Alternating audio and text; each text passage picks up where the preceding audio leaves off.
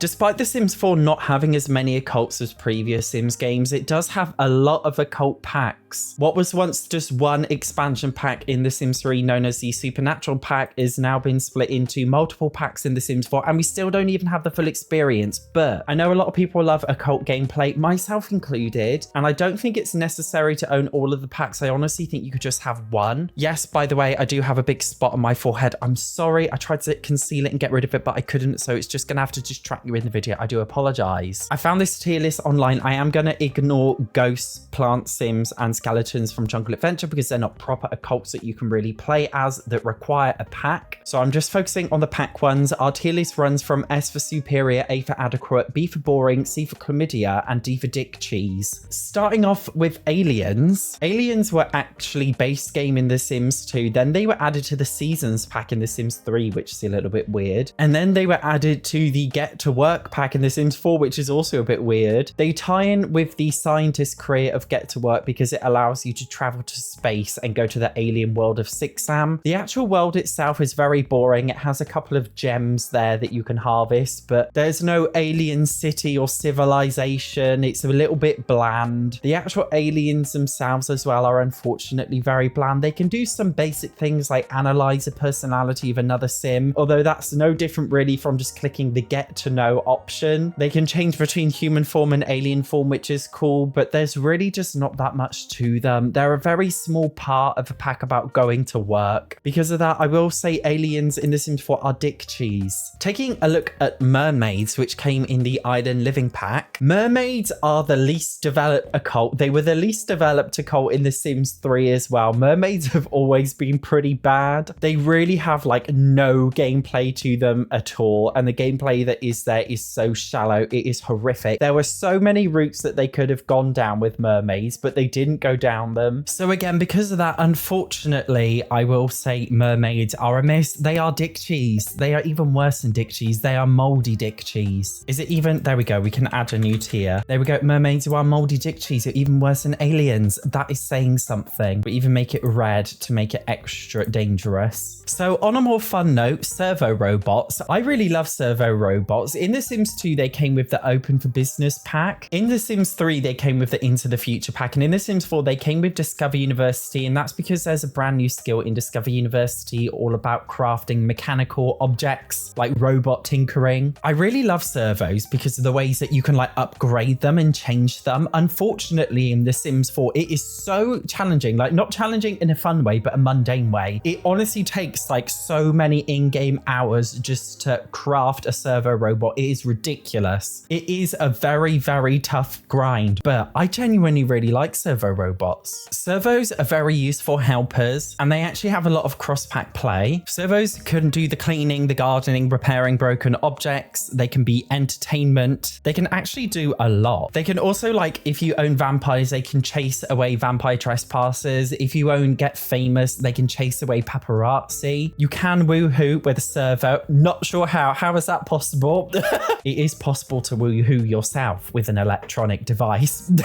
So I guess it makes sense. But in all, you can turn them into like a super sim. Like you can get them to gain skills really fast. They only have a couple of needs. Like they're really, really good to play with. It's almost kind of like a robot butler, and I think it's really fun. Although I admit they're not like massively in depth. I would say they're adequate. Next up, we are looking at Realm of Magic Spellcasters. On a personal note, I would say my favorite occult pack for The Sims 4 is the Realm of Magic pack. I don't think it was implemented in the best way, but I do really enjoy the gameplay of it. I think it's really fun learning all of the different spells, and I think it has a lot of replayability value because you can use the spells for really useful things in game, like even if it's just repairing an object, cleaning yourself, cleaning an object, torturing another sim for a bit of fun. There's a lot of possibilities with spells, and they are quite OP.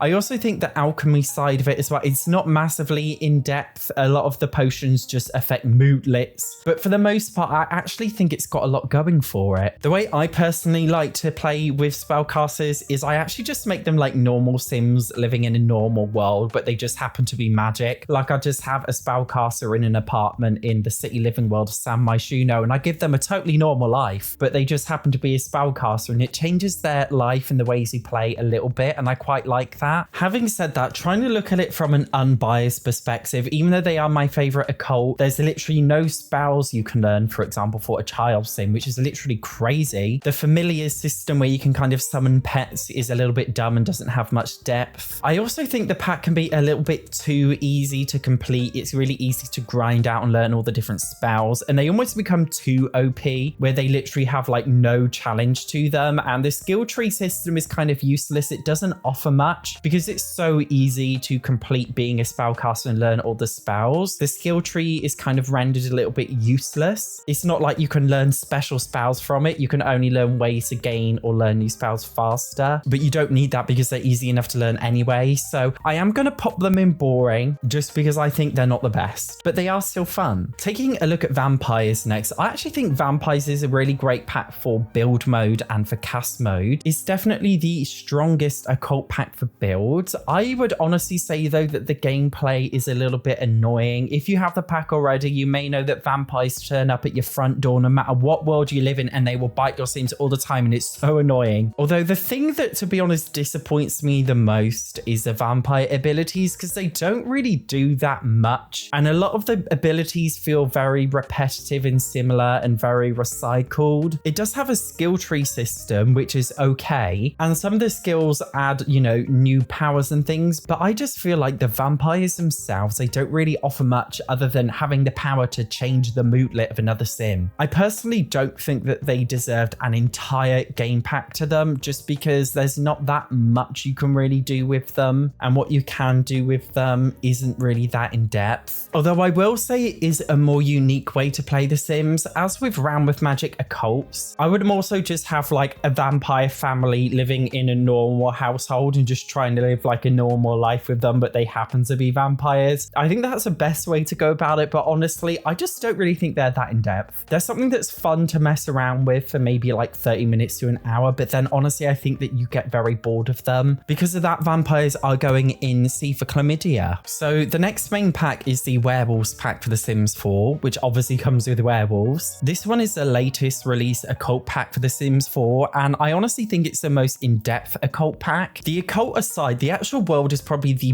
best occult world that comes in a game pack. They also have the best cast in that they're so customizable. Like, it is literally insane. They're just as customizable as like cats and dogs. But the reason why I actually really like The Sims 4 werewolves is because they come with a fury system, which is dependent on the moon cycle. Obviously, when it's a full moon, they go absolutely crazy, and they kind of go on a rampage where you don't really have any control over them, and they can destroy objects, and they're a little bit mental. I like it. I like the lack of control. It's not always good to be in control. I could turn that into like a dirty innuendo, but I won't do it. Werewolves also have temperaments, and these are basically kind of like special personality traits when they're in their werewolf form, which I think is really cool actually. It gives them a lot more depth in terms of their character. They also have a lot of different abilities, some of which are a little bit boring, but a lot of them are actually really cool, and it changes the way that you play with them and the way that you interact with the game. Like even just little basic things like werewolves can lick themselves clean, or they can wee on the floor, whereas other Sims can't do that, and it changes the way that you think about fulfilling their needs. They can as well obviously do things like digging up treasure and finding things. They can go out and hunt food. But I think it's really cool that they actually have this like werewolf pack system where there's two main packs in the pack. That is weird to say, two packs in the pack. You know what I mean? In the werewolves game pack, there are two werewolf packs, and you choose to be in one or the other, and they're kind of like rivaling packs. One is like a traditional werewolf pack. The other one is like a modern one, and you can choose which one you be a part of. You can also like climb the ranks and actually become like the alpha werewolf yourself. In terms of like a fully holistic collective experience, I would say that werewolves in The Sims 4 are actually top notch. I will say they are S for superior. So which Sims 4 occult packs do I recommend getting versus avoiding? Ranking them at number 6, we have the Island Living expansion pack for coming with bloody awful mermaids, comparable to moldy dick cheese. At number 5, we have Aliens, which come with Get to Work. These are comparable to normal dick cheese, as if that's any better. better. At number 3, we have vampires. Sounds like a good idea on paper. I just think that you'll get bored of it very, very quickly. Therefore, it's not worth the money. At number 3, we have the Realm of Magic pack. Spellcasters are very fun. As I said, they're my favorite occult, but I think the pack is a little bit too easy to complete. And I think that there's a lot more that they could have done with the pack. At number 2, we have Discover University, a bit of a weird pack to put in here. I genuinely think servos are very, very fun and they tie into a lot of different gameplay stories and gameplay ideas. I think they're an excellent quirky part to have of any Sims household. And at number 1, we have the werewolves pack. This is the ultimate occult package. It definitely comes with a lot of things. So many things I couldn't possibly mention in one entire video. There are also many miscellaneous small occults like Bonehilda with paranormal stuff, but I feel like these ones don't really count. I wanted to go over like specific packs that come with occult gameplay. I hope you found this video useful. If you did, you might also enjoy the next video here. Thank you so much for watching. I will see you in the next one.